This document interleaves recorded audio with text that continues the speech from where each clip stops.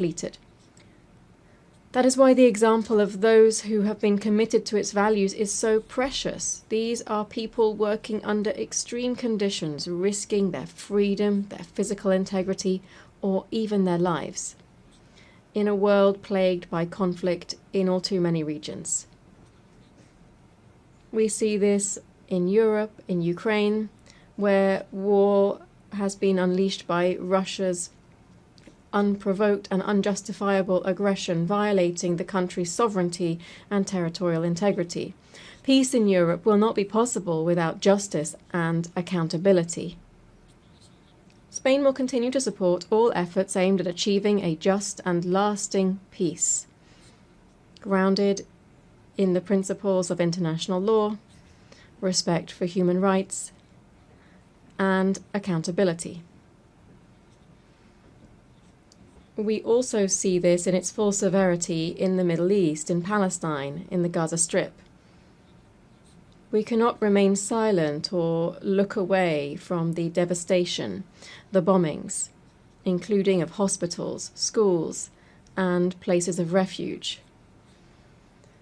In light of the countless civilian deaths, famine, starvation, the forced displacement of hundreds of thousands of people. To what end? These are abhorrent acts that stand in stark contrast to everything that this forum represents.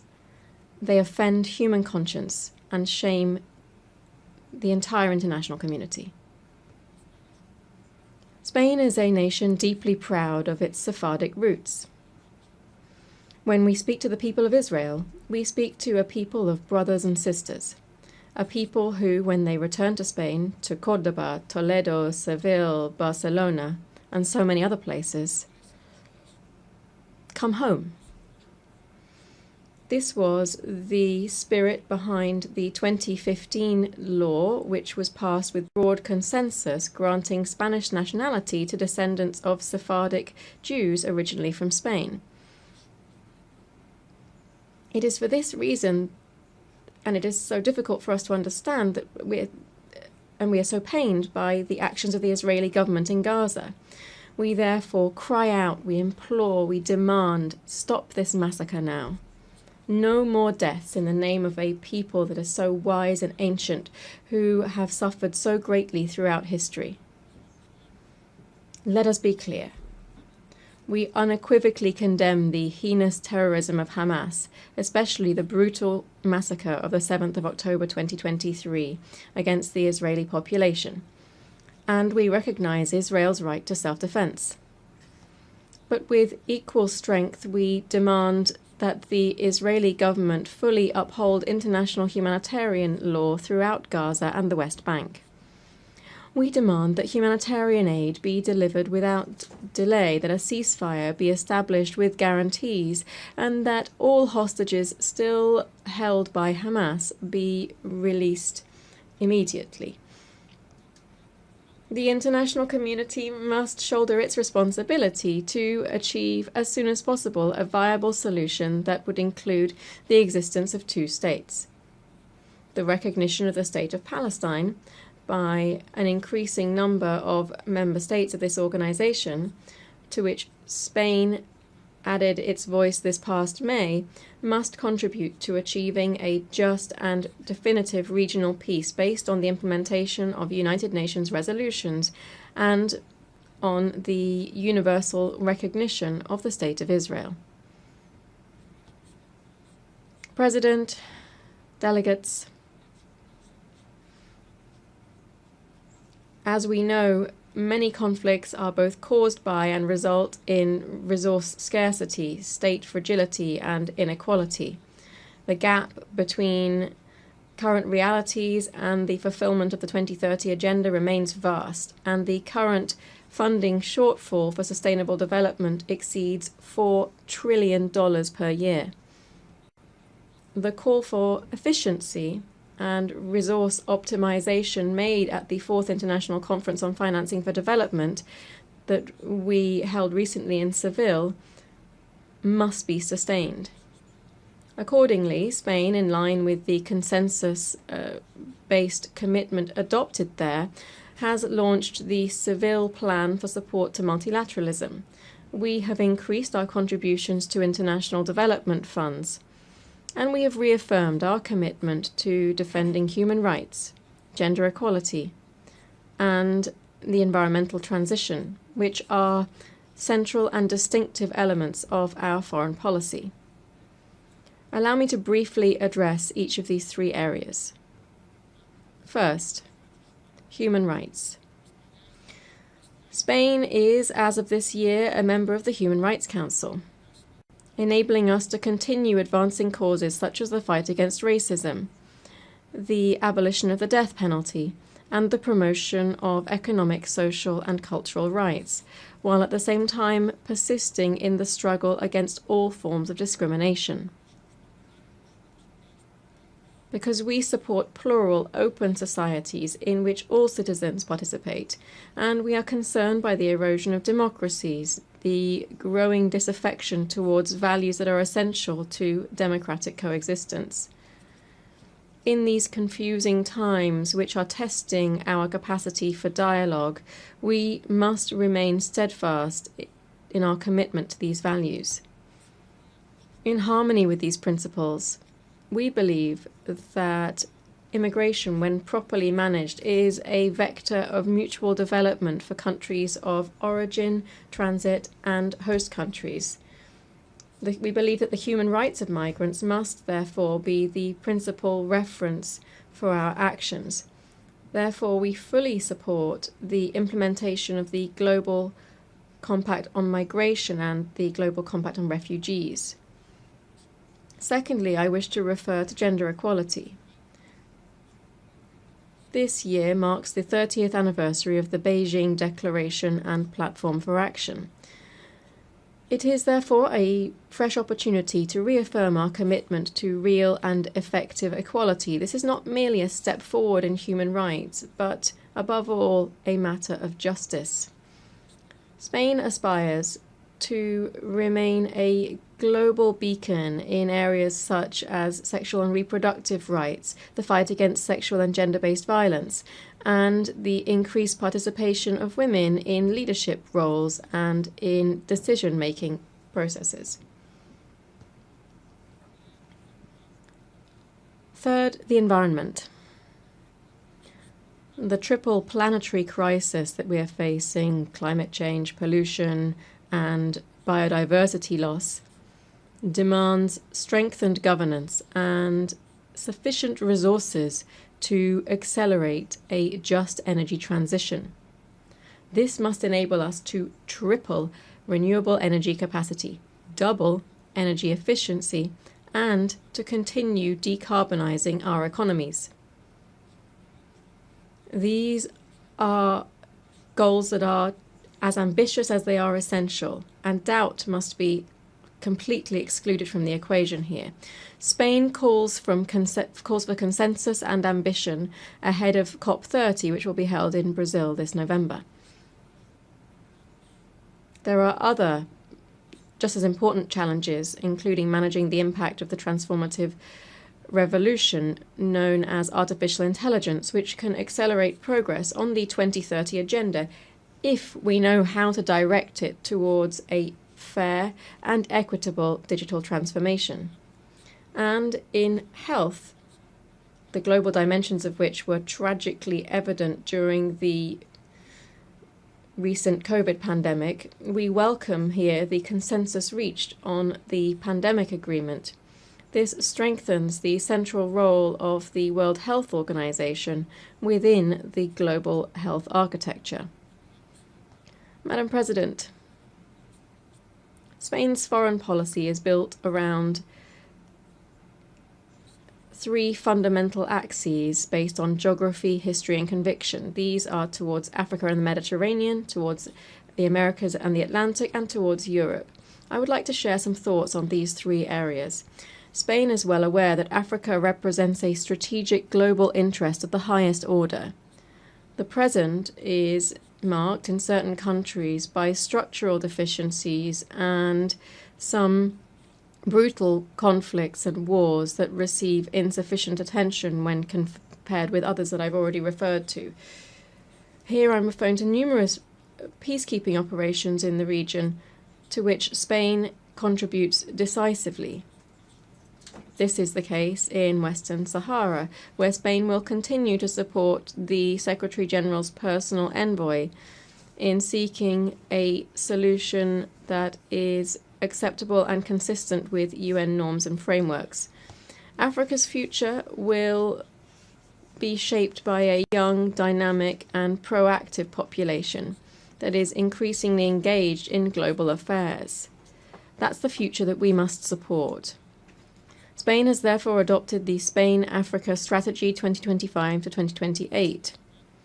We want to develop a partnership based on concrete action and shared interests, and to promote vibrant African multilateralism embodied by the African Union and other sub-regional organizations.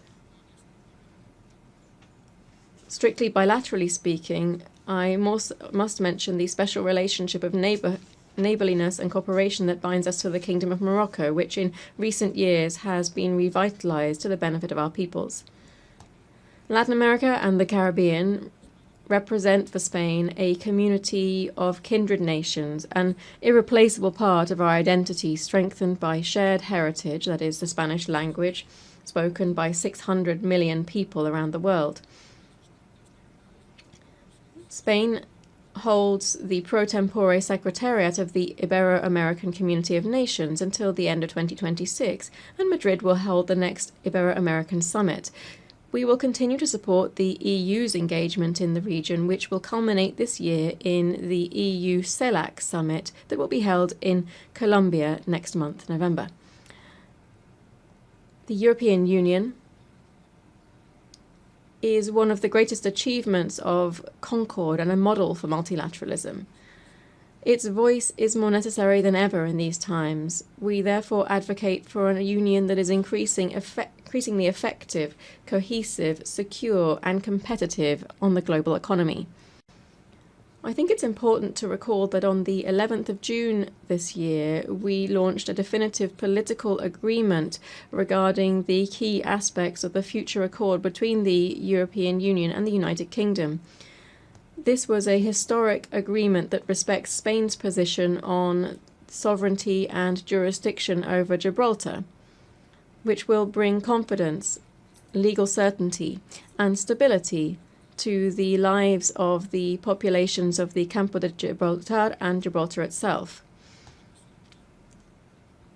Madam President, I began speaking about the past and present of the United Nations, and I shall dedicate my last few words to its future.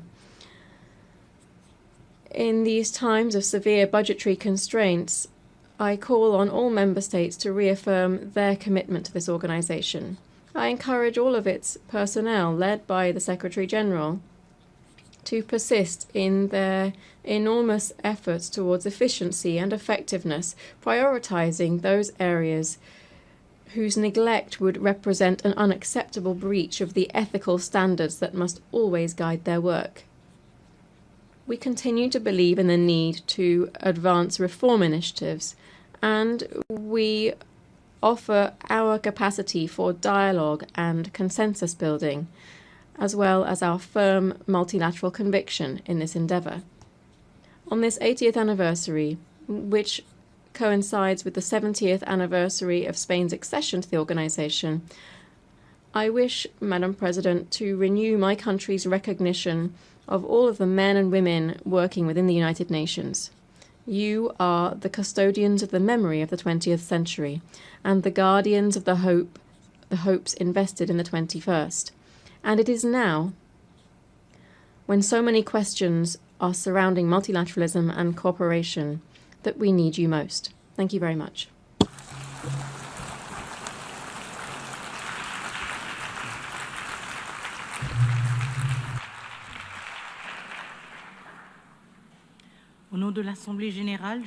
On behalf of the General Assembly, I wish to thank the King of Spain. The Assembly will now hear an address by His Excellency Volodymyr Zelenskyy, President of Ukraine. I request protocol to escort His Excellency and invite him to address the Assembly.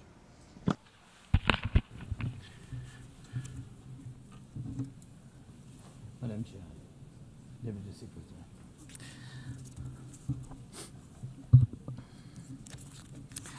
Dear leaders, dear friends, and all those who can become our friends, because you want safety and peace just as much as we do. Today, no one but ourselves can guarantee security. Only strong alliances, only strong partners, and only our own weapons. The 21st century isn't much different from the past. If a nation wants peace, it still has to work on weapons. It's sick. But that's the reality. Not international law, not cooperation. Weapons decide who survives. Excellencies, you know perfectly well international law doesn't work fully unless you have powerful friends who are truly willing to stand up for it. And even that doesn't work without weapons. It's terrible, but without it, things would be even worse. There are no security guarantees except friends and weapons. No Ukrainian choice this kind of reality. And knowing our people, they would have chosen a different priority. Ukrainians are peaceful people, but they are people who want to live freely in their own independent country. That's why we invest in defense. For many nations, there is simply no other way left. Nations can speak about their pain from stages like this, but even during bloodshed, there isn't a single international institution that can truly stop it. That's how weak these institutions have become. What can Sudan or Somalia or Palestine or any other people living through war really expect from the UN or the global system? For decades, just statements and statements. And even everything happening in Gaza remains without a way out. Even now, Syria, after all the changes, still has to appeal to the world to ease the sanctions that are choking its economy. It has to ask and wait. Syria deserves stronger support from the international community. And as Russia's war against my country goes on, people are still dying every week. Yet there is no ceasefire because Russia refuses. Russia abducted thousands of Ukrainian children, and we have brought some of them back. And I thank everyone who's helped. But how long will it take to bring all of them home? Childhood slips away faster than adults are able to help. Look at Israel. Nearly 2 years have passed and hostages still haven't been freed. They must be freed, but even that still hasn't happened. And for years, there have been no real answers to other threats, either chemical weapons and famine used as a weapon. Last year, at this assembly, I warned the world about the risk of radiation disasters, especially due to Russia's occupations of our Zaporizhzhia nuclear power plant, the biggest in Europe, but nothing's changed. Nothing's. And yesterday, the plant went into blackout again, and Russia hasn't stopped shelling even in areas near a nuclear facility. And because of international institutions are too weak, this madness continues.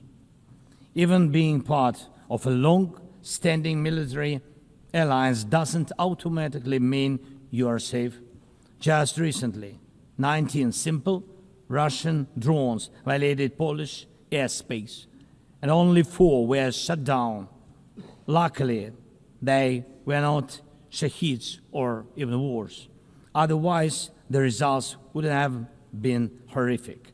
Estonia had to call a UN Security Council meeting for the first time in history because Russian fighter jets deliberately entered its airspace.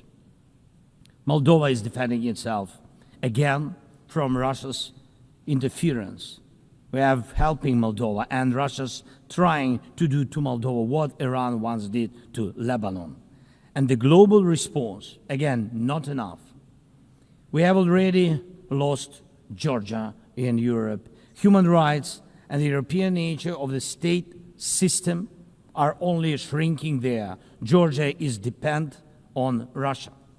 And for many, many years, Belarus has also been moving toward dependence on Russia. Europe cannot afford to lose Moldova too. It's important to remember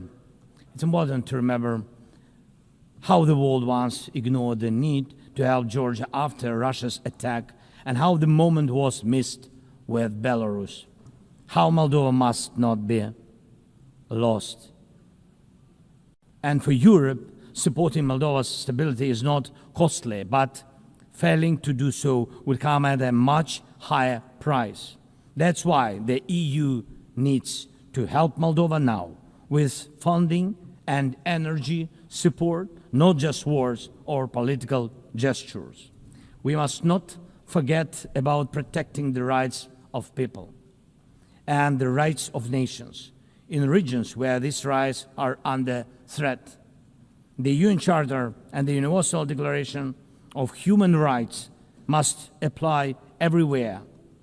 But the Taliban in Afghanistan dragged a whole country back into the dark ages. Cartels in some Latin America countries are more powerful than the government there. This is all about collapse of international law and the weakness of the international institutions. And so it's about the rise of weapons. Weapons decide who survives.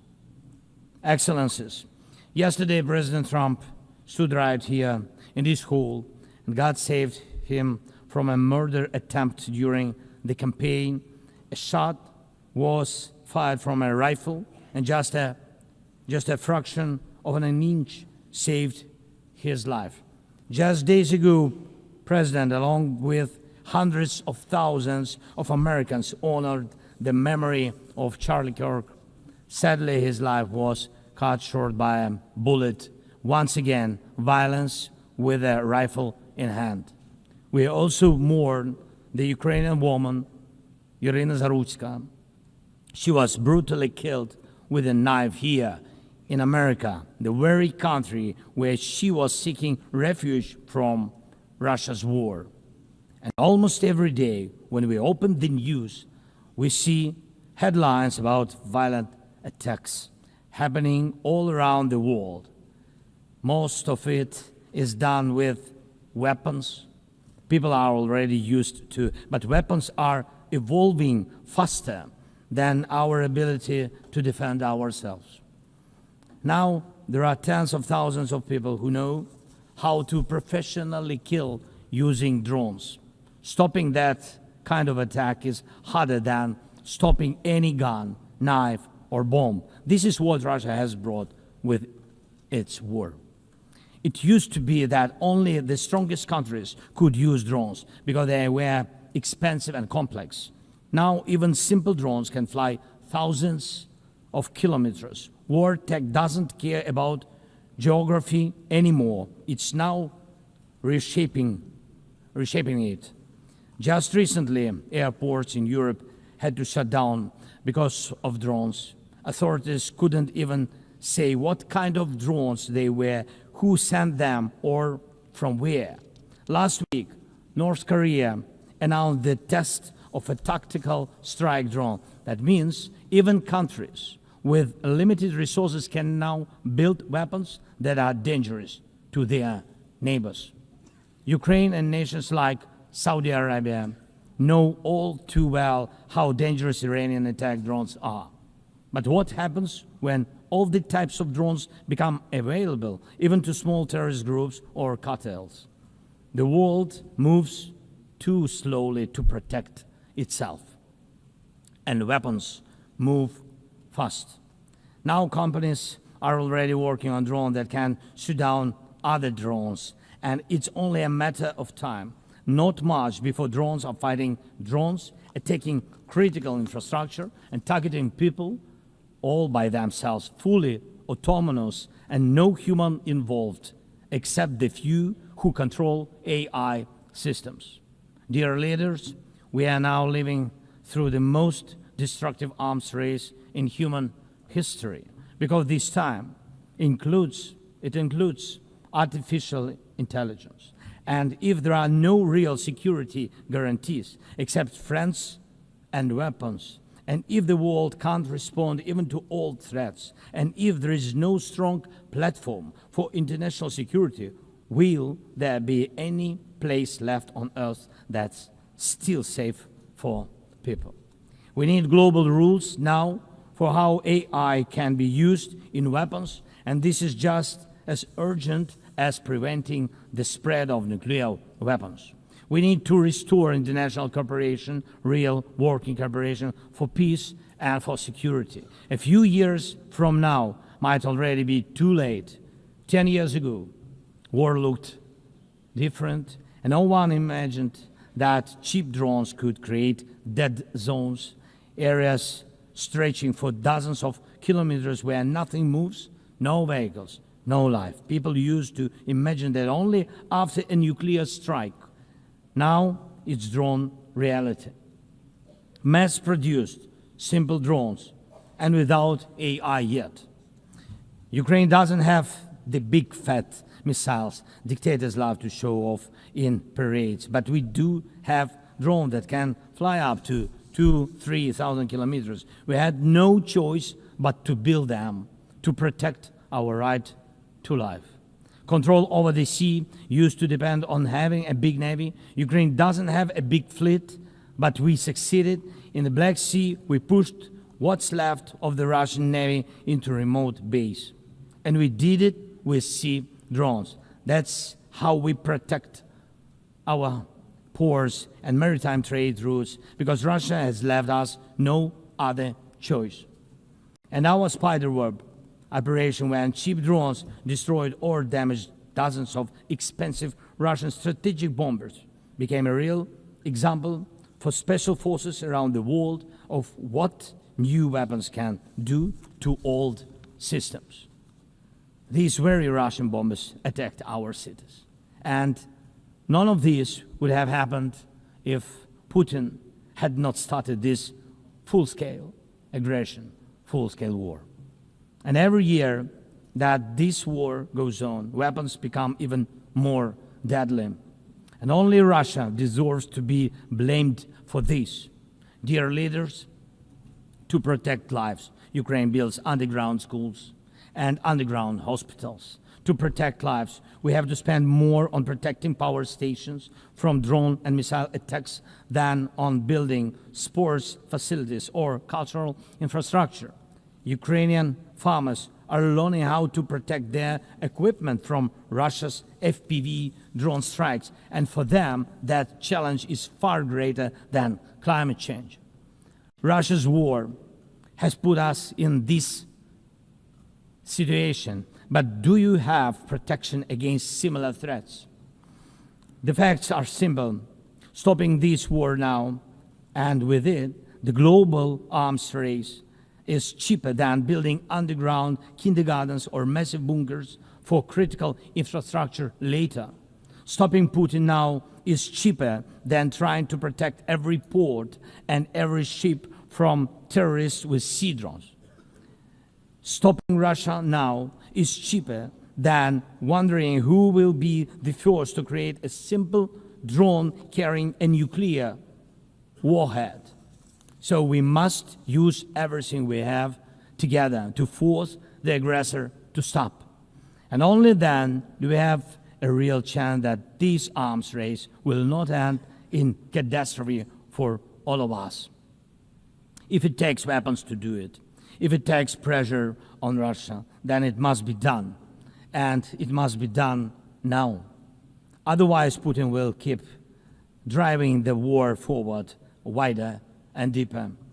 And we told you before, Ukraine is only the first, and now Russian drones are already flying across Europe, and Russian operations are already spreading across countries, and Putin wants to continue this war by expanding it, and no one can feel safe right now. The first, we are now building a new security architecture for ourselves. More than 30 countries are already part of our coalition, and we are strengthening army, launching joint weapons production with partners, and defining financial commitments for defense in a way that could become a security model for any other nation. If security guarantees work for Ukraine, something more than just friends and weapons, it will mean that people were able to make national security not a privilege for a few nations, but a right for everyone. Second, we are ready to make our modern weapons become your modern security, your modern weapon. And we have decided to open up arms exports. And these are powerful systems tested in a real war when every international institution failed. And we are also ready to grow our defense production together with strong partners so that their protection is modern and reliable. You don't need to start this race from scratch. We're ready to share what has already proven itself in real defense. And third, many in the world are still relaxed. Still. But look at how many countries are here at this General Assembly. Countries that are at war, or just came out of war, or are trying to stop one, or openly getting ready for one. War has already reached too many people to pretend it has nothing to do with you. So it depends on you. Whether you help peace or continue trading with Russia and helping Russia to fund this war, it depends on you. Whether prisoners of war will be freed, whether abducted children will come home, whether hostages will be free. It depends on you. What will define existence? War like now, or our joint strong actions as it should be? Yesterday we had a good meeting with President Trump, and I also spoke with many other strong leaders, and together we can change a lot. Of course, we are doing everything to make sure Europe truly helps. And of course, we count on the United States. I appreciate the support we are receiving. Yes, much depends on the G7 and G20, but in the end, peace depends on all of us, on the United Nations. So don't stay silent while Russia keeps dragging this war on. Please speak out and condemn it. Please join us in defending life and international law and order. People are waiting for action. Thank you so much. Slava Ukraini!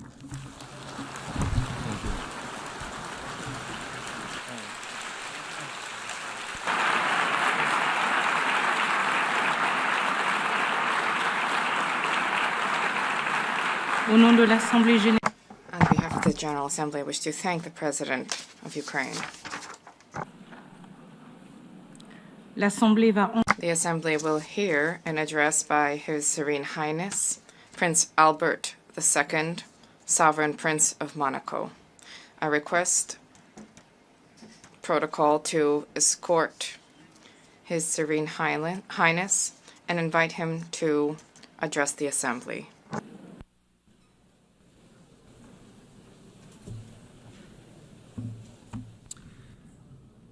Madame President of the General Assembly, Secretary General, ladies and gentlemen, heads of state and government, excellencies, ladies and gentlemen.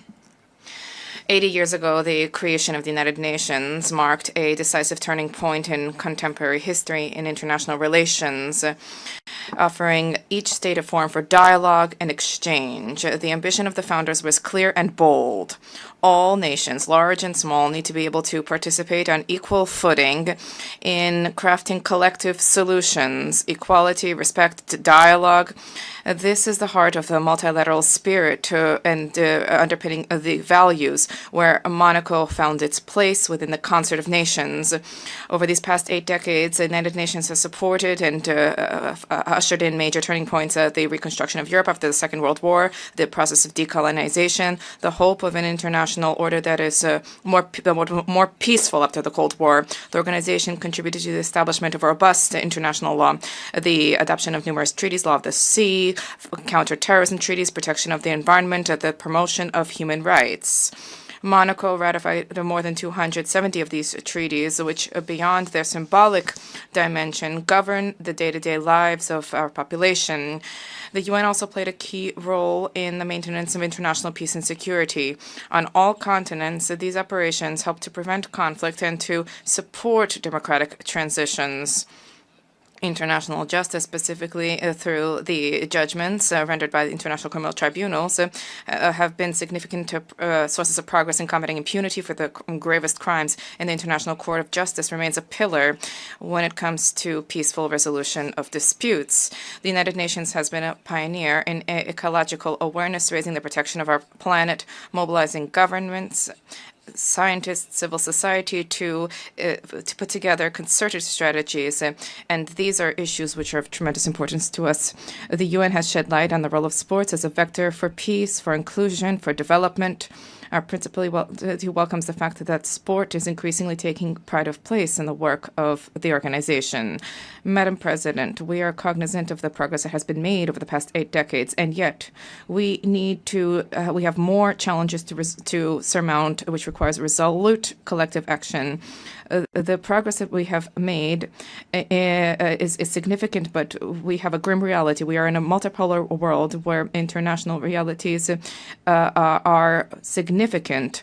There are proliferation of peacekeeping operations show that dialogue and preventive diplomacy, unfortunately, do not always generate the anticipated results. International security is today gravely imperiled. International tensions and conflicts are spreading in all 4 corners of the world, and this makes it all the more necessary for there to be a reaffirmation of the core principles of the United Nations: sovereignty of states, peaceful dispute resolution, respect for international law, and human rights.